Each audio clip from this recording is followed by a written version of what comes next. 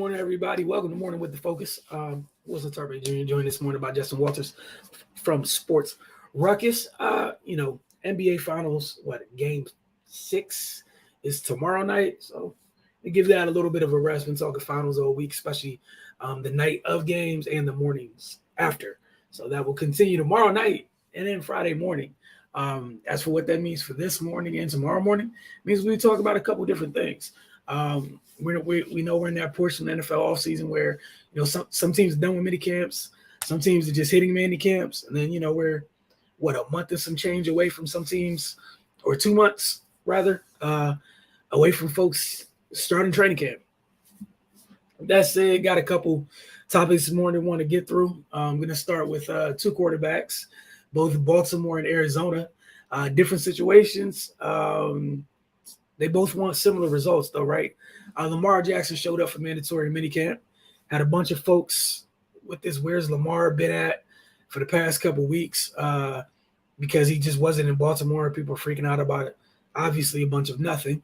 Coach Harbaugh went on to say this after Lamar showed up at mandatory minicamp this week. You can see he's been throwing a lot. You can see he's in great physical condition. It's great to have him out there. He kind of boosted everybody's spirits too. So one of the first things is some of y'all got to relax with this, folks with mini camp and things of that nature. It's not the end of the world, regardless of what position they play. Just got to take a deep breath. Like, contractual things have to be figured out, and every player, depending on the position, the team that they play for, each of those roles going to look a little bit different. Each one of those negotiations going to look different, even if there's many players that you can compare them to in terms of where they might fall price range wise. But like the overall panic from fans, y'all have to stop doing this to yourself. Just relax just a little bit. Another player. And then we're not done with Lamar yet. Another player, Kyler Murray, been going through his thing with Arizona. Cliff Kingsbury said, "I'm praying before training camp in terms of when a new deal gets done." For Kyler, he's in the 4th year of his deal. This year is year 4. They already picked up his 5th year option. So he's making $5.5 million this season, which is the end of his technically the end of his 4-year rookie deal. But next year, that 5th year option would pay him 29 points. Let's just call it $30 million next year, right? As for Lamar, this year is the 5th year option. So they're both in similar places, a little bit different. You would think both of their respective franchises have seen enough. We'll see, because it's one thing to say you feel a type of way, it's another thing when it's time to pay somebody, right? So Justin, I know we got you here. I wanted to get your thoughts on both of these situations with Lamar and Kyler, because I guess my biggest question is which of the two do you think gets paid first? For me, I think I'd probably go Kyler, only because it feels like they've built everything around him. Like, him and Kingsbury are tied to each other, in my opinion. Like, and then bringing in Marquise Brown, it's kind of funny considering, the two people we're talking about. But just with all the stuff the Cardinals have going on, it's so dependent on Kyler. And I mean, the Ravens also, but seeing Tyler Huntley have a little bit of success, some success last year, gives them a very slight bargaining chip. Not much, a little slight bit of leverage, but not much. But just judging by the front office of the Cardinals, and they seem to, just when they make decisions, they go in all in. Whether it's, taking the two linebackers back-to-back years, whether it's, different moves when they made along the way. Now, with the Hopkins move and this fall in on Kingsbury, even though he really hasn't done, hasn't really done as much as you'd like to think. So, I mean, I think both players are both organizations are super dependent on that player.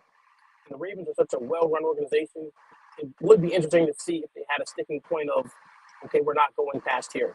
We draft well, we know what we're doing, and we're not going to be bullied. And I'm not saying Lamar's doing that, but just with Kyler, I think he has a little more room to kind of control the narrative and say this is what I'm doing because like they're definitely scared of not having that. You know, they picked him a year after picking Rosen, so there's a lot. You know, Kyler has a little more leverage in my opinion. That's pretty much it. Yeah, I think I might see it the opposite. Some things I think similar. Like I feel like Arizona put so much. Arizona is so heavily invested and tied to him that if he's not there, you almost have to, hit the reset button, right? To a degree. And you're gonna have some folks that just honestly just want out. That said, yeah, they definitely can't afford to lose Kyler. But I think Baltimore, what you and Gamma were talking, right? We're talking about what they do through the draft, especially the luxuries they have to take players on the defensive side of the ball. Man, if you lose Lamar, a lot of those luxuries go.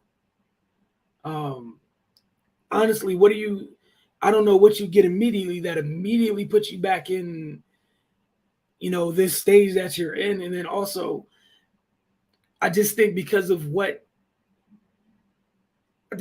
people have to deal with, like game plan wise, I feel like you don't give up one of those things. If you have something that can always dictate the terms, I feel like you don't lose that. But I mean, it's Baltimore. Maybe I'm being naive. I'm gonna give them a little bit. I guess maybe the benefit of the doubt is that they're a well-run organization. They'll get that taken care of. I'm sure just the tough part for them is that QB money is about to be crazy. Like people are talking about the wide receiver market. QB money is about to be nuts because Right. Lamar got in before some of the young guys that just got in, and Lamar's not even old. Some of the guys that just got here, and people are already thinking about how much money Herbert and Burrow might cost, right? So if you're Lamar or even Kyler too, this kind of goes to Kyler too. You don't want to end up where you end up with way less than those guys because you're up before them. Like somebody's gonna get got here. I just don't know by how much. And the other thing, I mean, we know the money. The cap's gonna go up a little bit. It is what it is. But some positions, it is what it is, man. You're gonna have to pay for it. I just want to see what the numbers are gonna be for both of them. I think they'll both be retained, but I just want to see what the number is. Right. No, I the funny thing about what you're saying is like I think we're gonna start seeing that gap where that tier ends. You know what I mean? Yep.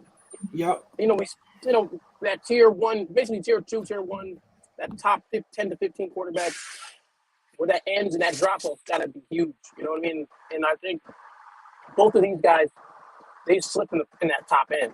So they have to get their money. And then the funny thing about it is with both players, what they do for their offenses is like a gift and a curse because they do so much that you see the negatives sometimes, which allows people to point at these negatives, which you wouldn't see it from other guys because they're not asked to do everything. You know what I mean? And that's the thing. Yep. I think a lot of people look at. You can say Lamar doesn't do this. You see the time Lamar did that, but there's so much on his plate that most other people that no one else can do. Besides maybe Kyler. Or they're like, oh, Kyler runs out of gas, but those first 8 weeks when he's doing everything, to have you guys like that team that shouldn't have been 8-0 was I don't know if it was whatever or 7-0, 8-0 was like it's 80% on the strength of him. Yep. So it's just the same with Lamar where they beat Kansas City only because of Lamar. They had a couple big games with all those injuries only because of Lamar. So like now you want to say, oh well, he took some hits or he had to miss some throws, but that whole, like you said, that whole draft, everything they do is revolves around Lamar. And again, the only reason I would even say like Kyler first is because the Cardinals just seem like they know where they're going if this don't work out. Yeah, nah, I get that. And I think Baltimore is well run, but again, we don't know how much Lamar plays into that. Which we do, but that is a good roster again. But building the where they're lacking, he picks up all of that. So the receiver misses, the other different issues on the O-line, like it's washed away because of Lamar. So I get that's the part I agree with on that. I just think they're just a team like I think they might see themselves like Pittsburgh, where we're gonna win 8 games. We're gonna find a way to win 8 to 10 games, no matter who we have. Not that you want to, but just saying we're not gonna allow ourselves to be fully. Where I think Kyler can save anything, and they have to deal with it. Yeah, I mean, at the same time, I think like one of the things with like Pittsburgh is it's easier to say that when you don't have one of those. You know what I'm saying? Like I feel like it's yeah, you can feel that way until one of those is in your buildings, and then you might feel differently. Like, I mean, yeah, that's cool, but no, like even I really truly think just with Baltimore, like you said, that line's gonna get drawn in the sand almost to let us know where the league views or not even the league where teams value their quarterbacks at, and it's gonna get kind of nasty on which side of the line folks fall. And then the conversations and the discussions that we all have about who's the top quarterback in the league, the contract's going to tell you soon. Contract's going to tell us all soon where people feel people are, where teams feel their guys are. So yeah, with Baltimore, I just think it's about like I think they know he's good. I think they know that he's their guy. I think it's the money. That's it. It's the money. I think it's solely the money. And the NFL, man, if you can find a way to cut corners somewhere, you're going to do your best to do it. Good organizations included, right? They're going to do their best. So, yeah, you say Kyler first. I can see that. Just because I definitely feel like he. I can see it both ways. But no, I agree with what you're saying. Like, I get what you're saying. Though, like, well, Lamar's kind of like, all right, cool. You can just franchise him. And you might franchise him and feel like you're getting a bargain. Right. You know what I'm saying? But Kyler looked like he's ready to rip up the whole thing from the studs, and y'all legit have to start over. Like, I'm taking everybody down. Fine. Get me out of here. You're fired. You're gone. It's crazy. All right, so before we get out of here, again, not a super long show this morning. Saw a fun article this morning on NFL.com. It was talking about the new quarterback wide receiver pairings due to the offseason movement. So I'm gonna go through some of these names, man, and you tell me where you would list them. All right, Carr and Adams. Well, first I'm gonna just name them all, and then you could give me where we could come to where we would rank everybody. So we got Carr and Adams. We got Russ and Jerry Jeudy. Matt Ryan, Michael Pittman, Watson and Cooper, aforementioned Murray and Brown. I don't know. Yeah. Tua and Tyreek, Jalen and AJ, Matthew and Allen, Stafford and Robinson. And then we got Wentz and McLaurin. With these new pairings, where are you starting at number one? Wasn't the list I was expecting, but yeah. Well, I guess it's the thing is talking about just the folks getting their new players. I guess right. I mean, I think you go Carr Adams first, no matter what for me. And I think from that, and if Watson's playing, which I don't really know, Nobody knows Cooper about that. Watson Cooper second. And then I think from there, it's weird. I think from that point on, you're just kind of, like this. Like, would you go Tua Tyreek because of how good Tyreek is, or would you go Stafford and Allen Robinson because of how good Stafford is, knowing that Robinson's not going to be the number one option? I mean, for me personally, I might go Stafford Robinson just because I saw how Stafford was acting when he had Odell last year. That's true. He was acting brand new when he was like, "Oh, I got Cooper," and he's acting real different. So like it just might be more of an equal opportunity thing. And as much as they throw the ball, there's enough room for them both. Right. True. Actually, I'd probably go Hurts and Brown fourth after Stafford and Brown. You said Hurts and Brown fourth. All right, I think I'm actually in agreement right there because that's kind of the guy. That's kind of like the prototypical guy that it looks like Jalen would like to throw to. Being able to throw the stops, being able to hit them on the sideline, the ability to box folks out, being able to put it on the top shelf. So, yeah, I could definitely see that. I think I already know who I have last, but we're not there yet. So I'm going to be mature and leave that alone. All right, so we got left. We got Ryan Pittman, Murray Brown, Tua Tyreek, and then Winston McLaurin.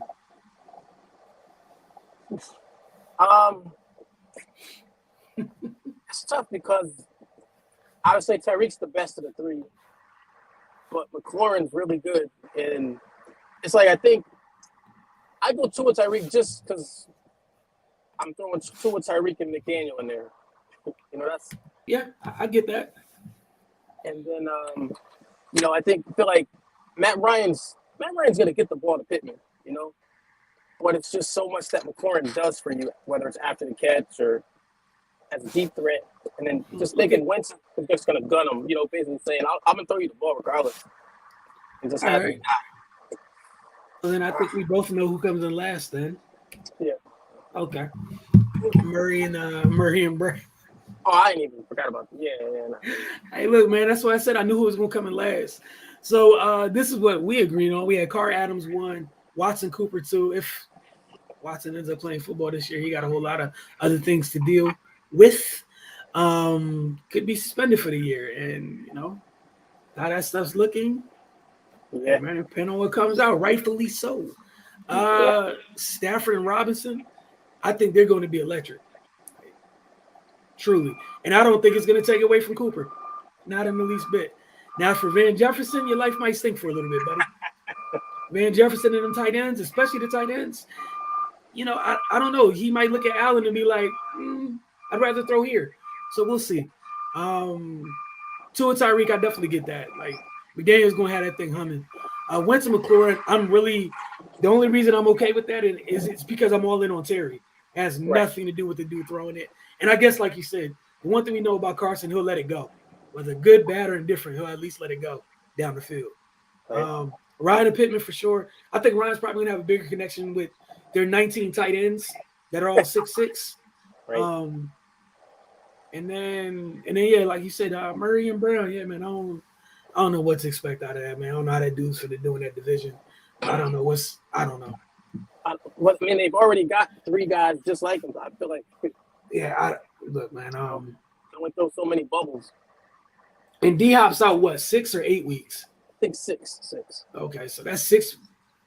Yeah, that's tough. But like you said, if I'm Kyler, I don't know, man. Like, and my number 1 target's out for 6 weeks. Right. Run me my money. I think D-Hop coming back helps Brown. Because it allows him to kind of not be that guy. I mean, I don't know what they're expecting him to be, but he can sneak deep occasionally and some quick game stuff. But I think that's it, though, right? Ideally, is exactly what you said, because you got your main guy. It's just, every team in that division has one of those guys, right? Or has a guy that does those things you were talking about. Whether it's their top guy, they have a guy specifically for that role, what have you. Every team in that division has one of those guys. Right. And especially in that, in Cliff's offense, there'd be times where they get him down the seam, a la Christian Kirk at times, or just let him go, try to beat somebody over the top. But, and that's their business, and I'm going to respect them on it. Right. I know next time you're on, I think we got a great topic, and we can't wait to get to that. We're going to save it. And we'll share that with you folks next time we got Justin here. But thank you guys for spending this morning with us. We'll see y'all tomorrow morning. Again, Game 6 is tomorrow night.